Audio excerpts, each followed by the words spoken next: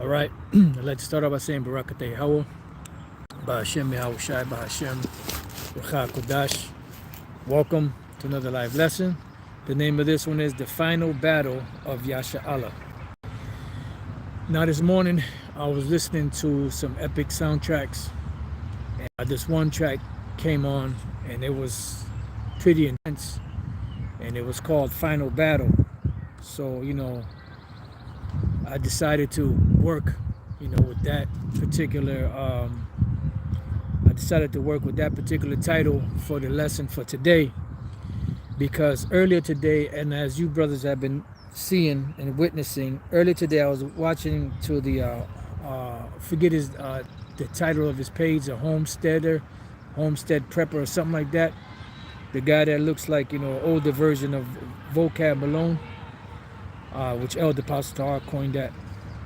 And pretty much, he was speaking about how bad things are, how bad they're going to get. You see how the prices of everything are increasing.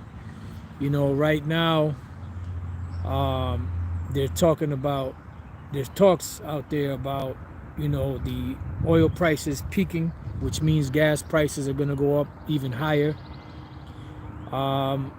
This past week, there's this particular coconut yogurt that I eat, coconut milk yogurt, and I went to go buy it, and I got one earlier in the week, and it was a certain price. I went back either a couple of days later, and it was a whole $1 more than it was, maybe like a whole $1 more, or a whole $1.10 more than it was just earlier this week. So, those are the main indicators that shit is going to get really bad out here, and it's going to really get bad out here for Jake, because Jake doesn't have a nest egg. Jake, pretty much as a whole, we as a people are pretty much, we're under curses. So pretty much that being under these curses means that, like the scriptures say, we're going to go to this man for the one of all things. He shall lend unto us, we shall not lend unto him. And pretty much these curses would be upon us no matter where we go, generation after generation, no matter where Israelites are at, no matter what they look like, no matter what part of the earth they are. They could be in a place called paradise. If you're an Israelite, eventually you're going to catch hell somehow, some way.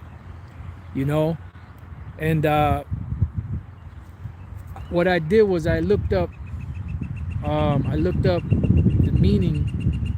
I tried to put in no buffer, but none came up. Just the word buffer came up, right? So a buffer is a thing or person that reduces a shock or protects something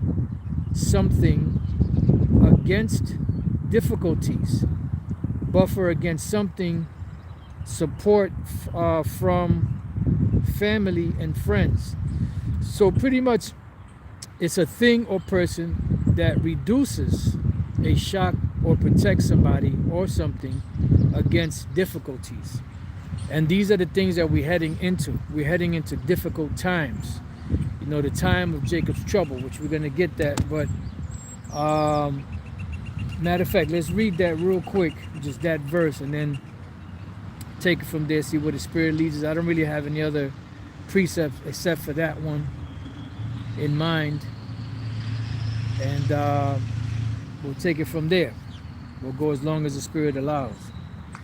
So in the book of Jeremiah 30:7, which this hasn't happened yet. We're pretty much in the you could say somewhat of the beginning stages of this, but we're not really in it just yet, because Jake is still, out there partying, lollygagging, having a good time. We've said it before. Elder Pastor recently said it, I believe, not too long ago. He said, when we're in the time of Jacob's trouble, you're not going to have to ask, is this Jacob's trouble? Is that Jacob's trouble? Because if you're asking if we're in the time of Jacob's trouble, that means that we're not in it yet. But all the telltale signs are there. We see all of the telltale signs there. Everything, the writing is on the wall. Everything is there. You know, this inflation that you see going on is a byproduct of the constant printing and pushing in of this these Federal Reserve notes into the economic soup. You know, so you could understand, as G. Edward Griffin put it, it was like an economic soup. You know, something along those lines. And pretty much, if you make a soup, you can make the best soup out there in the world. When that soup starts running out, you know, if you are only adding water to it, eventually it's going to water the soup down. It's not going to taste as good as it did when you first started eating it, but it's still going to have the flavor in it. You know, and then when it starts going down again and you add more water, it's going to water it down and water it down to the point where when you go to scoop some of that soup out, you're not going to get any more carrots or potatoes or any meat or anything out of it. You're just going to get water. And this is pretty much what's happening right now. The economic soup is pretty much tasteless. You know, there's no substance in it.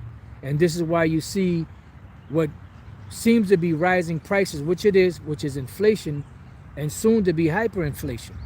You know, because there is no substance there that is keeping that all together.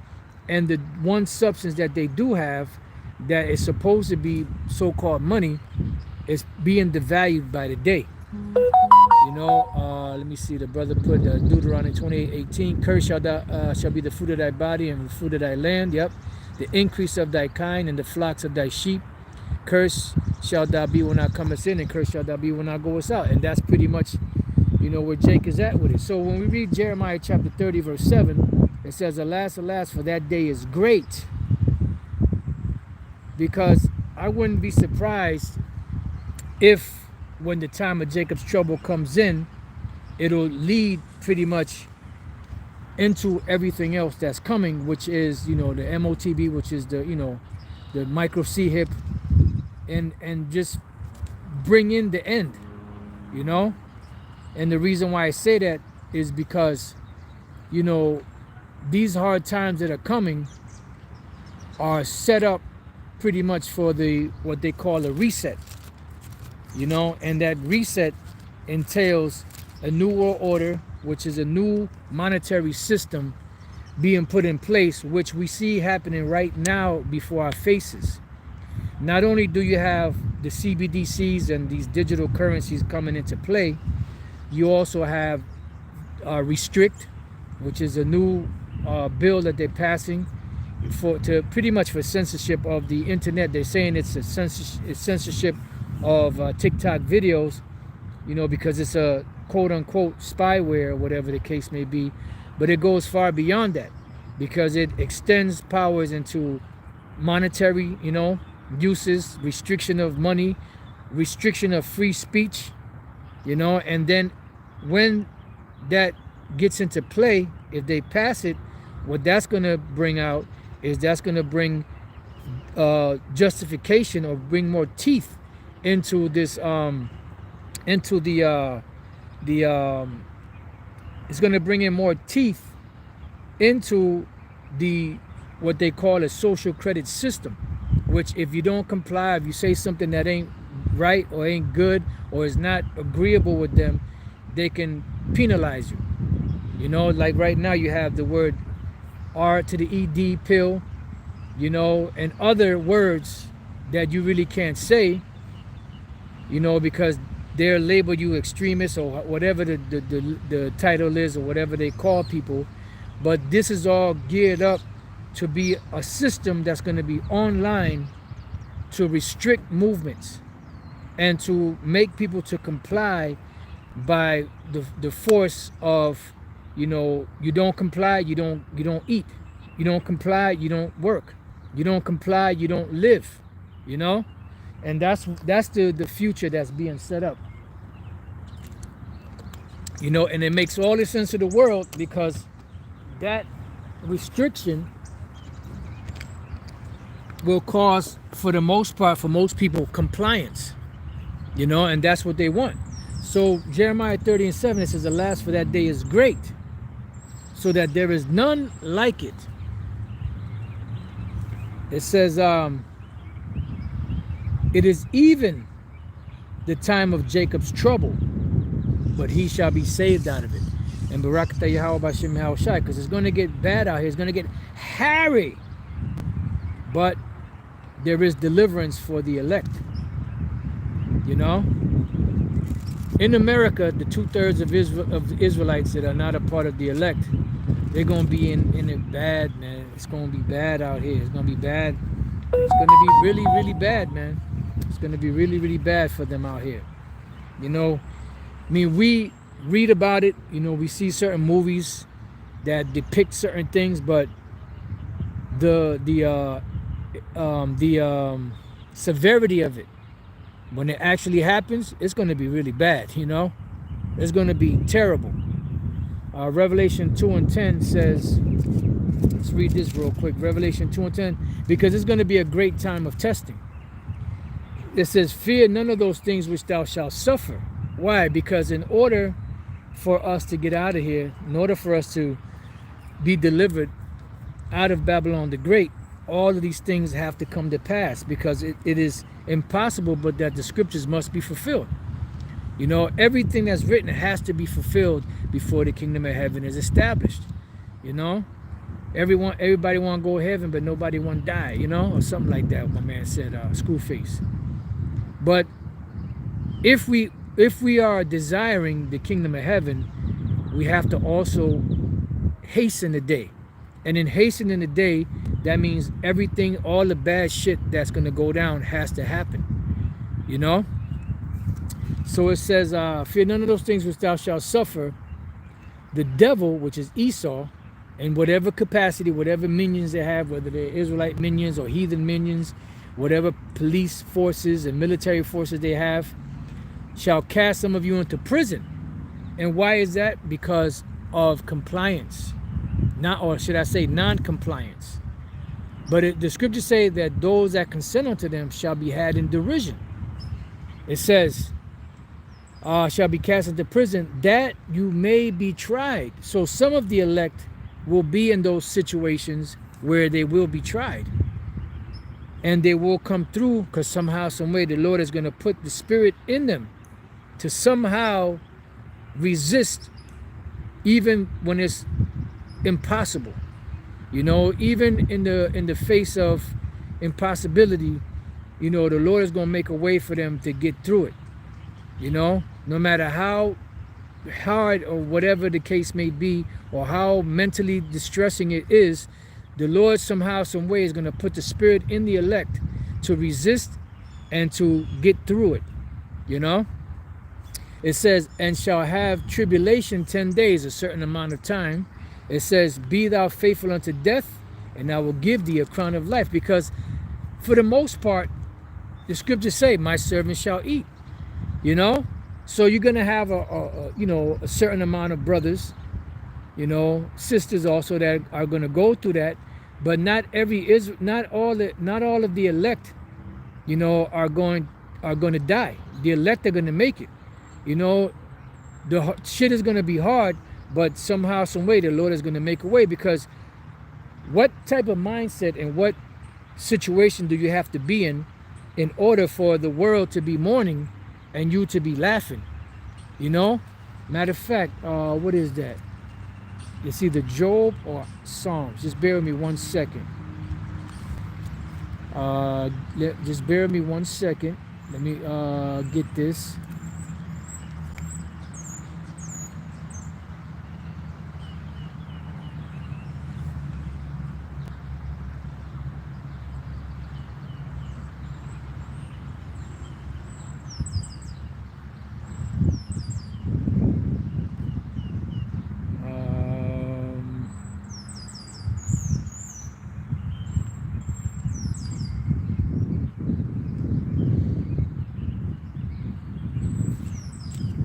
If I can't find it, then I'll see if you brothers can post it. The scripture, I believe, is in Psalms, where it says, at destruction and famine thou shalt laugh. I thought it was Psalms 34, but it's not.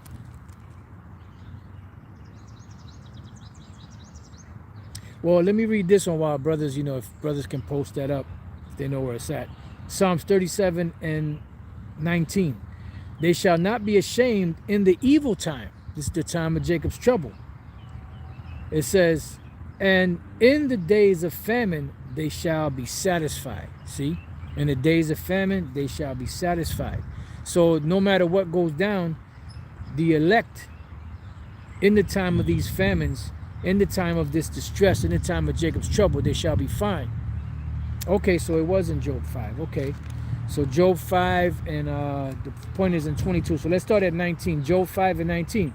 He shall deliver thee in 6 troubles, yea, in 7 there shall no evil touch you. Right, because 6 troubles, that's that hardship right there, man.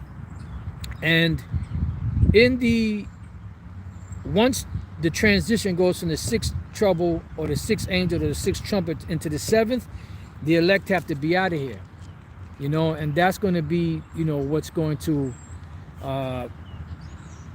make this thing go into the next phase, because the 7th trumpet, that's deliverance, completion, and also destruction. But in the midst between that 6, the end of that 6 and the beginning of that 7 is going to be nothing but chaos and turmoil all over the place. Chaos and turmoil all over the place. I'm just trying to, got precepts popping in my head. I'm trying to get them, but it's kind of hard to keep up. So reading on, it says, in famine he shall redeem thee from death. See? So during the time of famine, when the world is catching hell, because we suffered for the Lord's sake, the Lord said he's going to provide a way for us to make it through somehow, some way. It says, and in war from the power of the sword. You see? It says, thou shalt be hid from the scourge of the tongue, neither shalt thou be afraid of destruction when it cometh. Why? Because the elect are going to be joyful.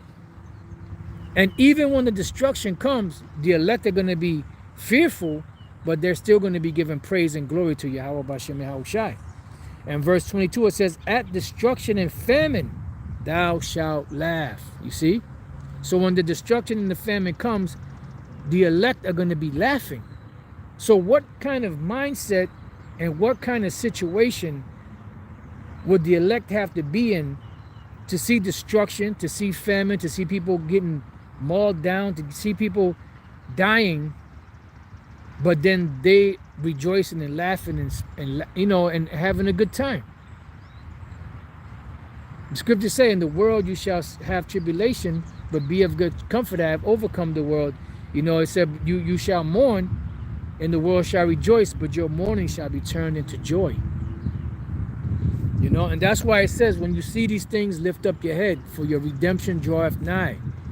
It's about the redemption. It's about being redeemed. It's about being saved.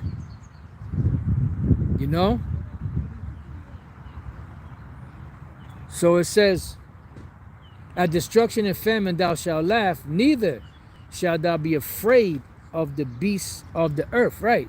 And no one should be in the mindset of, when shit happens to these devils or when shit happens to people in the world, be all sad about it. Fuck that, man. The hell with them. May they die the death of the uncircumcised. Fuck them. And I see the Lord is turning that spirit up more and more. That fuck them spirit. Because at the end of the day, the world is in the way of progress of the kingdom of heaven. And unless this world goes down, the kingdom of heaven will not be established. Wickedness has to go down. This wicked rule has to go down. Esau has to go down before the kingdom of heaven is established. Bottom line. All right? So going to Daniel 12 and 1, it says, and at that time shall Michael stand up, because it's going to get so bad that Yahweh Bashem Yahushai, the angels are going to have to intervene, because the scriptures say the angels of the Lord encamp around them that fear him to deliver them. Why? Because it's going to be bad out here. See, these people think because you can get up and still go to work, you can still go to McDonald's and Burger King, and eat these lousy foods that are killing people, you know, backing people up, I mean, destroying people's health, you know, they could still go get that the gut rot liquor that you buy, thinking you're drinking good, but it's nothing but garbage in there. You know, that they're in a good case. They can still go and, you know, they can still put their credit card or their ATM card or their debit card and get gas and purchase items and all of that. That that they're doing good. So like, it just, you know, got precepts popping in my head. I'm trying to find them. You know, that they, you know, they think that they're doing good,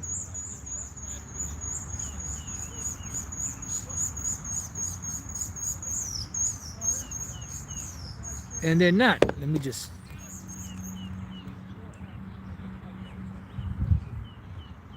bear with me 1 second.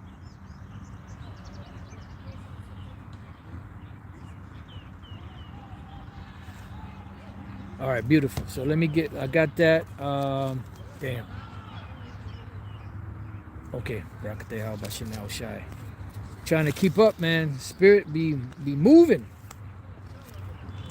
Keep moving. All right, so 2nd Ezra 16:21. Behold, victuals shall be so good cheap upon earth that they shall think themselves to be in good case. So right now, Jake is thinking that, you know, they prices are going up now, but they thinking, you know, hey, well, you know, we still gonna be able to make it through, or whatever the case may be. It says, they shall think themselves to be in good case, and even then shall evils grow upon the earth, sword, famine, and great confusion. And what is going to bring about that great confusion? The lack of things, the lack of food, you know, mainly the lack of food. People could do without, you know, with just the clothes on their back, because you see homeless people, they have pretty much the same clothes every day. They're not concerned with their appearance. They're not concerned with combing their hair. They're not concerned with brushing their teeth. You know, they're not concerned with their kicks. All they're concerned about is being able to eat and drink.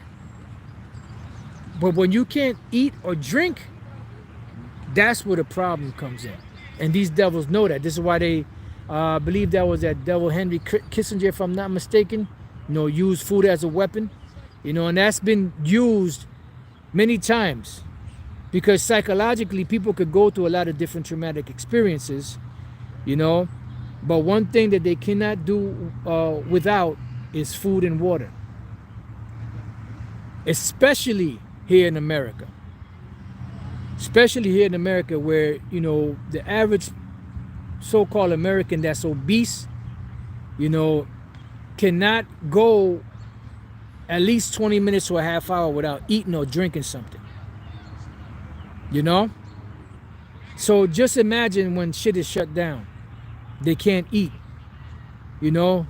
You ain't got anything to curb, you know, here it is, you're driving in your car, you know, bags of sour cream, you know, and onion chips, you know, Funyuns and all kind of crazy other snacks you got in the car in case you get hungry on your 5-minute drive home. Oh my God, you know, it's you know, if I can't eat anything and within 5 minutes I get to the house, Lord forbid you stuck at the light 3 minutes instead of 2, they start panicking. So just imagine when they can't eat, you know, and all of those different parasites that's in them start acting up, getting hungry, and they're getting edgy and antsy. Everything is instant this and instant that, you know, and you can't eat anything. The majority of people are going to bug the fuck out. That's why it says great confusion. Yeah, Snicker and pretzels, that's right. You know, they're gonna be in confusion. They're gonna be in a desperate mind state. So it says, and this is why the Lord has to step up on behalf of the elect. And at that time shall Michael stand up, the great prince which standeth for the children of thy people. Why? Because there is a protection for the elect. This is why the Lord said, before we read on, let's go real quick to Revelation 7:1. And after these things I saw 4 angels standing on the 4 corners of the earth, holding the 4 winds of the earth. What are the 4 winds of the earth? That is the destruction. So they're holding back those 4 winds. They're allowing little things to get through because the Lord is, okay, let this through, let that through. Okay, hold up. Oh, hold it. All right. But ultimately, once the Lord removes those 4 angels, it's over. It says that the wind should not blow on the earth, nor on the sea, nor on any tree, meaning that the destruction doesn't come.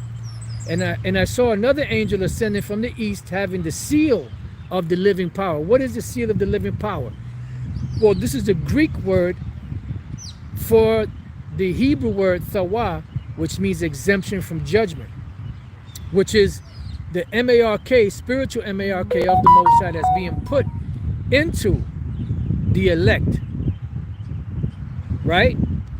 And he cried with a loud voice to the 4 angels to whom it was given to hurt the earth and the sea, right?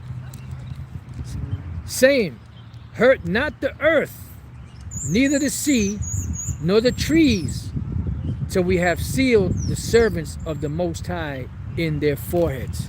So don't do anything until the elect are sealed. All right? Certain things are going to play out. Little stuff going to happen. Rumors of wars and economic crises and famine and all that. But the destruction as a whole is not going to come till all the prophecies are fulfilled and all of the elect are sealed. And then what we're waiting for right now is the prophecy of the MOTB, which is the micro CHIP, to be fully implemented. And they're going hard. Within the last 3 years, they've cemented and put a whole bunch of stuff in place. They got the infrastructure in place. They had all the crises that they created to bring about disorder, to bring about panic, to bring about, restrictions. So now we're just waiting for the right moment when they flip the switch on, so to speak. So let's go back to Daniel 12:1. And at that time shall Michael stand up, the great prince, which standeth for the children of thy people, and there shall be a time of trouble, such as never was since there was a nation, even to that same time. You know what? Let's look up this word trouble in the Hebrew. And then let's look up the word trouble. Why I do that?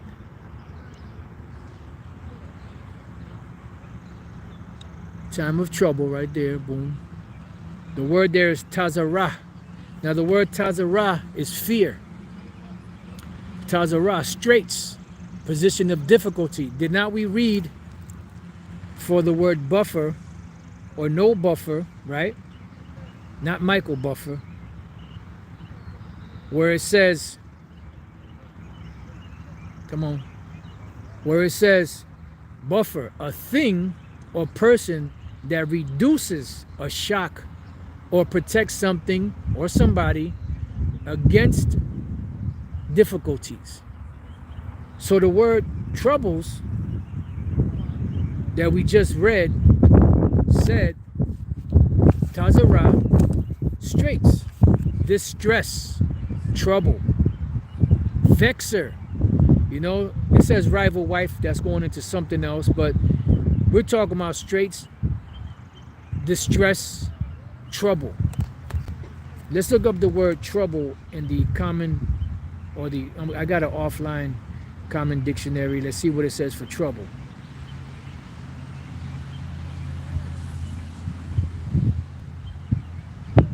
Come on, stop stalling. All right. Trouble. Oh boy. Trouble. Houston, we have a problem. Trouble. A source of difficulty. That's all we got to read. Don't have to read nothing else. Then it says an angry disturbance, an event causing distress or pain, an effort that is inconvenient, a strong feeling of anxiety. And the synonyms is worry. Hypernyms are anxiety. Because you have worry when somebody's worried, but then you have anxiety when they're deeply worried. You know, and there's going to be so much out here going on that it's going to cause straight up, you know, it's going to cause straight up distress. It's going to cause a desperate mind state, because these people are not going to know what the hell to do, especially when that famine start licking them down. So let's read that again in Daniel 12. It says, and at that time shall Michael stand up, the great prince which standeth for the children of thy people, and there shall be a time of trouble, such as never was since straits, such as never was since there was a nation, even to that same time. And at that time thy people shall be delivered, every one that shall be found written in the book. Basically, the elect are the ones that's going to be delivered. Because in America, 2/3 of Jake, they're going to be, you know, they've pretty much been numbered to that. Let's get that precept now. They've been numbered for that purpose, for that reason. This is why you don't need to be breaking your back, you know, and bending over backwards to try to make somebody, a Jake out there, get it. If they can't get it, forget it. Why? Because you're embarking on an impossible mission. You know, you're embarking on an impossible mission. Because if the Lord blinded any Israelite out there, you're not gonna, you don't have the magic bullet, the silver bullet to get to them. But some of you guys think you do.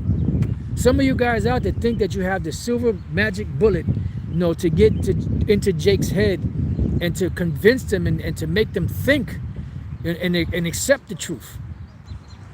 Look, if the Lord didn't open up their mind, they're not going to get it. I don't give a damn how beautifully you break it down. You could stand on your head. You could do air tracks. You could do, you know, the 1999, which is spinning on your hand straight up. I believe that's the term they call it. You could up rock. You could do all kind of different dances. You could be the most charismatic and the most well-spoken person out there. If they're not meant to get it, you're wasting your time. They're not going to get it. But some of you guys out there, you just think that you're smarter than the Most High. You think that, yeah, I know the Lord said that, but nah, I'm going to convince them. You're wasting your time, man. You're wasting your time.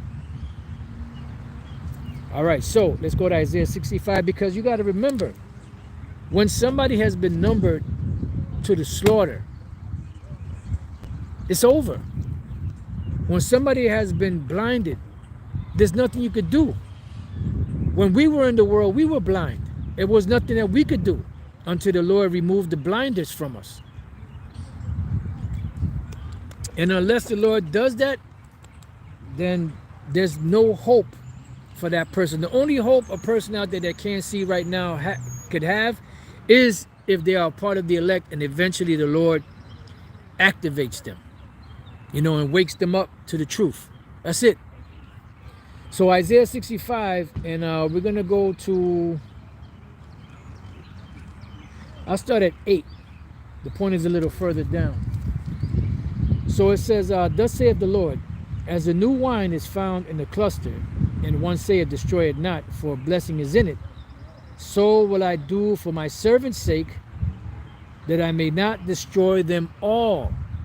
Because the Lord already has a certain number, 2/3 in America, not in the world. The 2/3 and the 1/3 part in Zechariah 13 only applies to America. You know, and there are other Israelites around the world that are numbered to the sword also. But dealing with America itself, only the 2/3 and the 1/3 only apply here. So you could understand. It says, and I will bring forth a seed out of Jacob, and out of Judah an inheritor of my mountain, and mine elect elect. Not all Israelites are part of the elect. Yes, all Israelites are the elect nation of the Heavenly Father. But all Israelites are not a part of the election that will be saved. They're not part of the first resurrection. It says, mine elect shall inherit it, and my servants shall dwell there. My servants. The Lord said his servants. Because you have kept the word of my patience, I also will keep thee from the hour of temptation, which shall come upon all the world to try them that are upon the earth.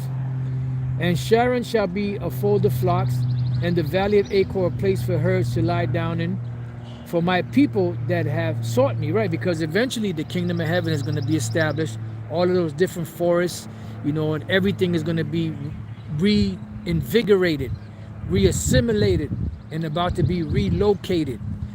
Inside joke, but it's true. Everything is going to be refreshed, renewed. The new heavens and the new earth are the refreshed heaven and the refreshed earth under new management. It says, and for my people, in the valley of Achor, a place for the herds to lie down in, for my people that have sought me. And the people of the Lord that have sought him, the reason why they sought him was because he drew them to seek him. All right? Those are the elect that will be established on the earth. It says, but ye are they that forsake the Lord. This is talking about the Israelites out there that forsake the Lord, that are not seeking his wisdom, that are not seeking his mercy, that are coming up another way, that are not giving heed to the prophets of the Lord out there teaching and letting them know that bad times are coming. It says, that forget my holy mountain.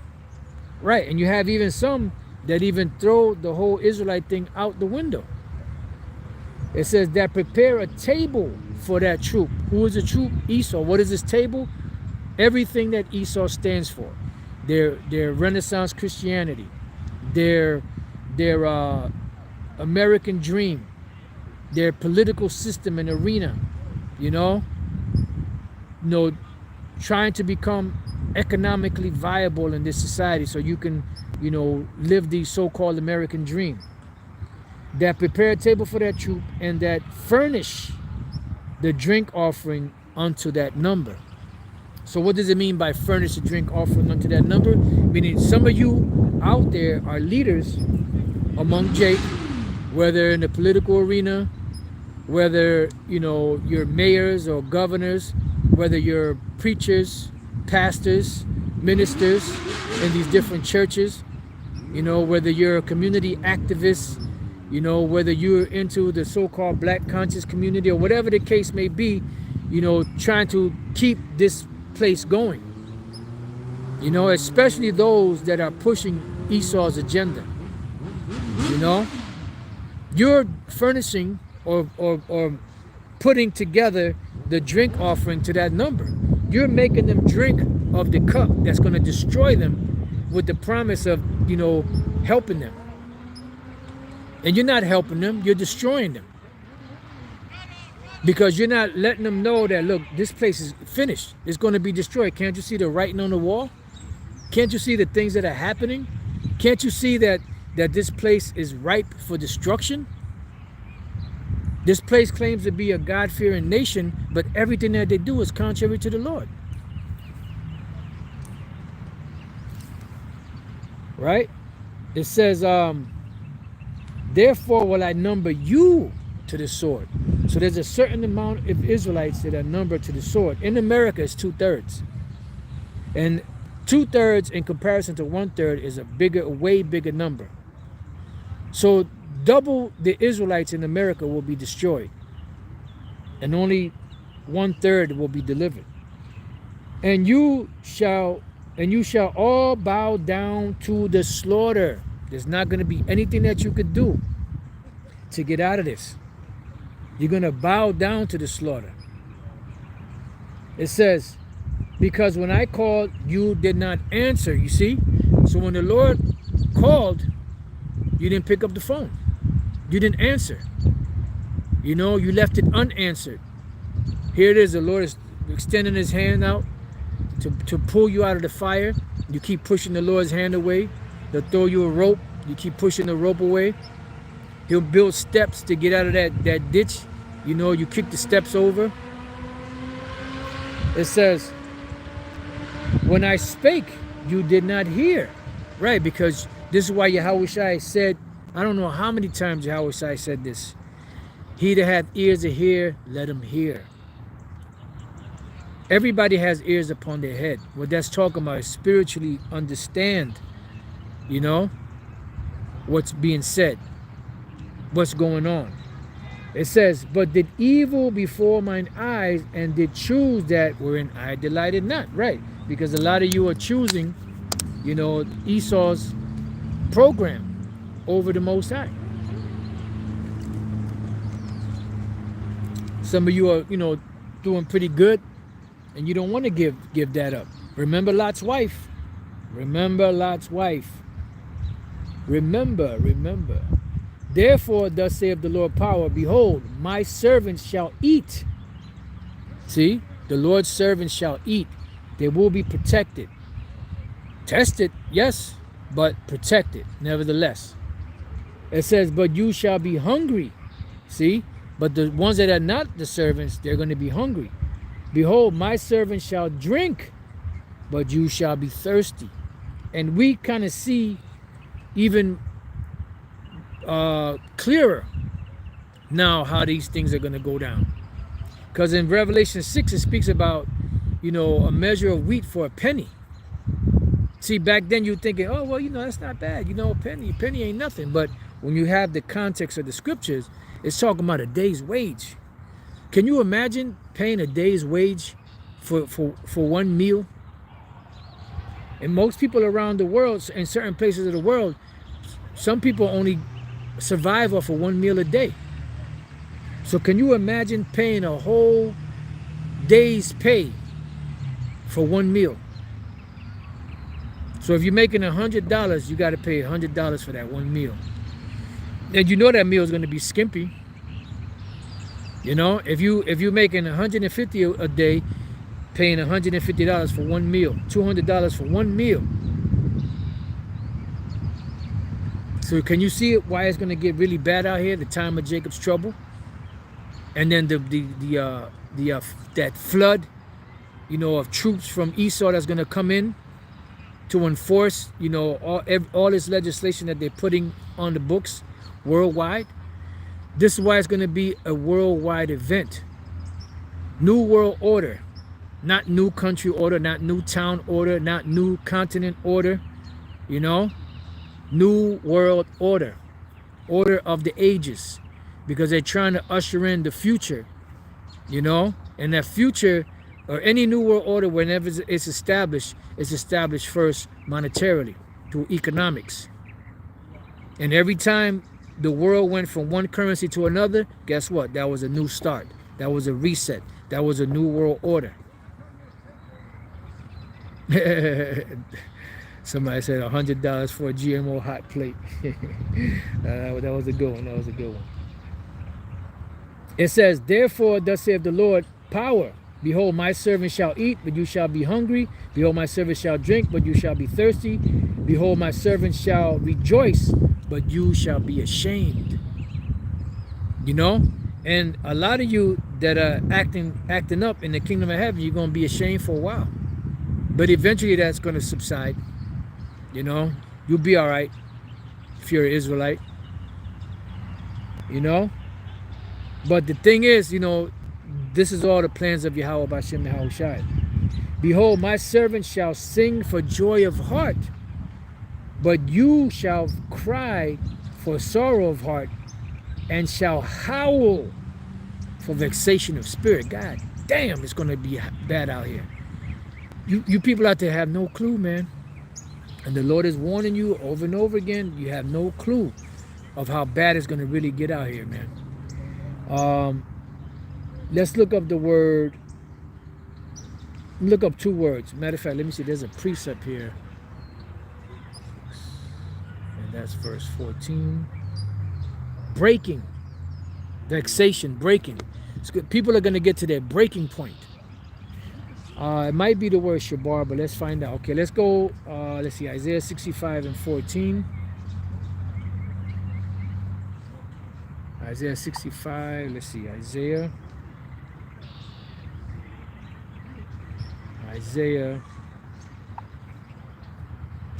65 and 14. Let's see. Howl. The word howl is yalal. It says to howl, wail, make a howling, right? So people are going to be in pain, howling for pain, hunger pain, distress, agony, misery, and the word vexation.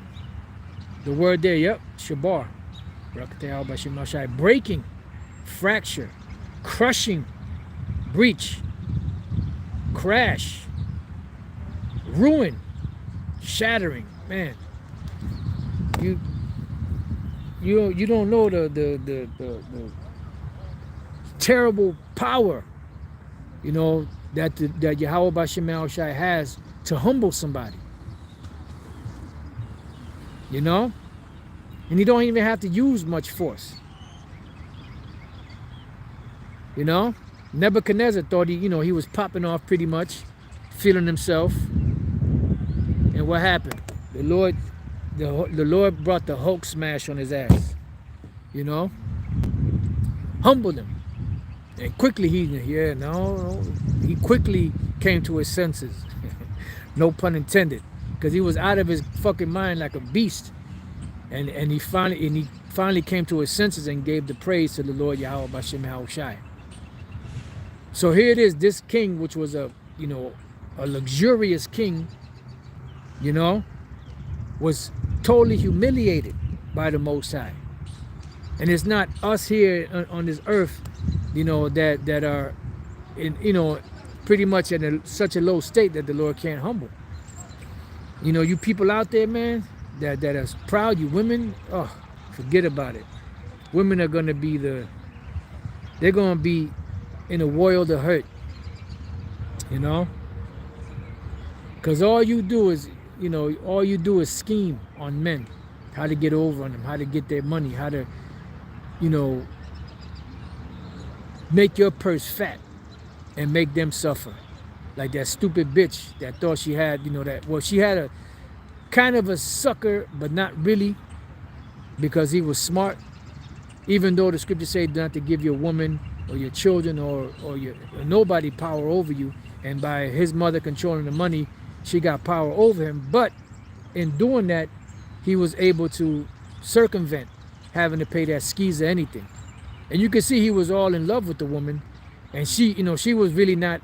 She was into him because she had a motive and a plan. And women are great actresses. Why don't they call you actresses? S's, to symbolize, inside joke, But unbeknownst to her, my man ain't got a dime in his name. So I say kudos to him for that. But anyways, going back to Isaiah 65, it says, and you shall, 15 now, and you shall leave your name for a curse unto my chosen, for the Lord power shall slay thee, and call his servants by another name. So we get the picture. So Jeremiah 30 and 7, let's read 7 again. It says, alas, for that day is great, so that none is like it. It is even a time of Jacob's trouble, but he shall be saved out of it. Barakatah Yahweh B'Shem Shai for that. Because it's going to get bad out here, but the elect are going to be all right. It's going to get very trying out here, but there's going to be some type of spiritual intervention. How the Lord's going to do it, we don't know. We could only speculate. We could only, with our imaginations, we could only think of how it can be or how it will be, but only the Lord knows how it's going to be and how he's going to deliver. The Lord's will we be the elect, deliver us in that day. From all the perils and pitfalls and trials and tribulations that are coming, all the tests, all the way unto the end, to the final deliverance of salvation, going up into the chariots, you know, while the destruction of this place is going up in smoke, up in smoke. Let's see. Oh, Elder, it said that the actress has to play the soccer player his court fees. Ooh, and since she making more than him, since he don't have anything in his name, she has to pay him half of her. Ooh! Barakatah Yahweh Bashem Yahushua. That's beautiful, man. That's beautiful. You know, hey, man, finally, a hoe gets her due. You know? Finally. Because usually these fucking women run circles on these men. Make these men look stupid. Get over on these men. But the Lord finally got that fucking hoe, you know? And that's just, you know what? That hoe right there, that has to pay him now, pay his fees and all that, that hoe right there, that is the prime example of the future of these hoes. You know? Here in America and around the world. This is a prime example of what's coming for these hoes out here. You know? Hey, that's a beautiful thing, man. Barakatah Yahweh Bashem Yahushai for that, man. That's good news, man. Finally, a hoe don't get over. Finally, a hoe gets her just desserts, her just due. You know? Because you women are going to pay. Rise up, you women that are at ease. You've been running games and, you know, on these men for a long time, Tony. But now, it's time to pay. Now, you know, it's time for you to reap what you sow. And you women have been benefiting in this society for a long time. And guess what? Now it's time to pay the piper. Rise up, you women that are at ease, for the vintage shall fail. You know, you're not going to be able to continue to run these games like you have been in the past. So with that, you know, I pray that you brothers and few sisters have been edified. The water for tuning in. The water to you brothers for all the precepts you put up. Salaki, I didn't get a chance to read more of them, you know, but Lord's will, you were edified. Till the next time I say shalom to the elect.